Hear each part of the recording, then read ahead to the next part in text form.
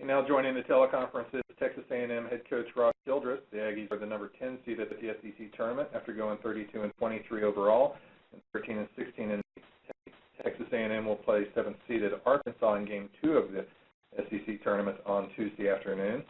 To ask a question of Coach Childress, press star 1 now. Coach, while we wait on questions, could you give us a few comments on your team entering the SEC tournament? Well, we're certainly excited to be here and, making it through the 30-game grind that the SEC schedule provides for each and every team. We're happy to be back in Hoover, feel a little bit more comfortable here in that we were here last year. We've got a lot of guys returning. We've, seen the hotel, seen the facility, and obviously know the challenge that we're up against here this week. Our first question is from Nate Allen of the Nate Allen Sports Service in Arkansas. Coach, just after the 3 games in Arkansas, just how do you feel you match up with the Razorbacks after the 3 close games?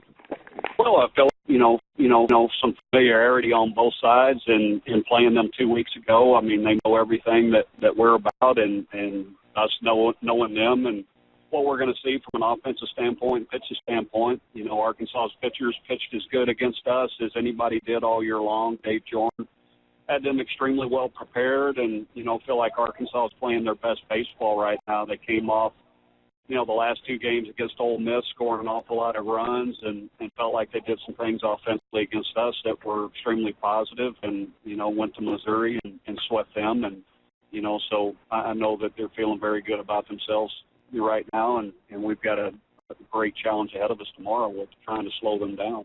What's your pitching plan, or who you start against them? Daniel Mingen will start tomorrow, and thanks.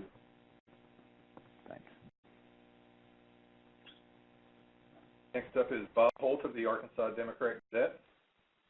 Hey, Coach, how you doing today? Good. Yourself? I'm good. Hey, it looks like you and Arkansas are probably both in regional. Just kind of, what are you guys playing for here? What's the motivation, and how tough is it having a single elimination situation tomorrow?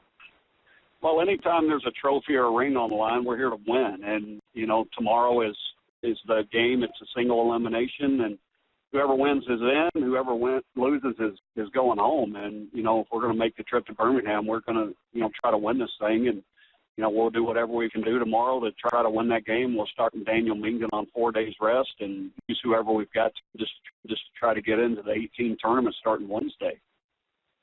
I think Arkansas is going to start Killian unless something's changed. Well, what do you remember about him in the series in Fayetteville? Just what do you think about the pitching matchup tomorrow for both teams?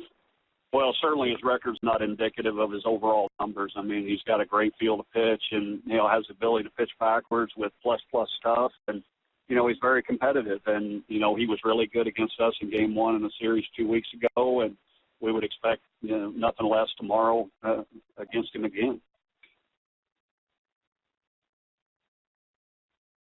Next is Tom Murphy of the Arkansas Democrat-Gazette. Hey, Coach. Dave Serrano was just talking about how going around the league this year, all the coaches talked about they'd never seen depth like this. It's just your second year in, but what was it like going week to week or weekend to weekend in this conference this year? Well, it's the ultimate challenge in our sport. I mean, across the country, when you talk about a 30-game schedule it's the best of the best, and it's easy to sell to recruits. You want the ultimate challenge, and you make it through a 30-game schedule in the SEC tournament that you've accomplished something. Every school has great head coaches with incredible assistants that are out working hard, recruiting the best of the best, and every facility, every university is committed to winning, and there are no.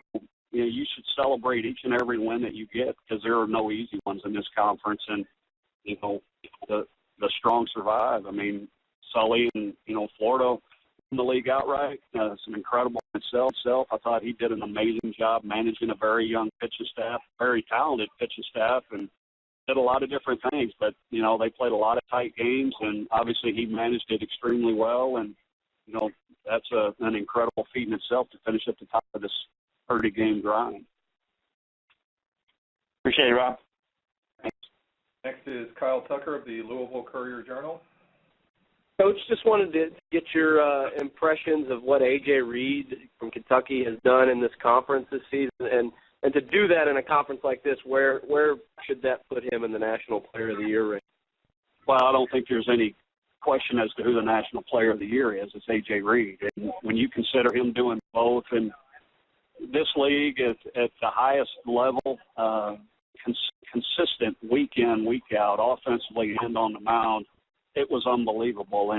And to watch him take BP and to watch him in the games, and, you know, a lot of different teams played the shift on him and tried to do different things, and obviously pitched around him every chance they got. I know we did.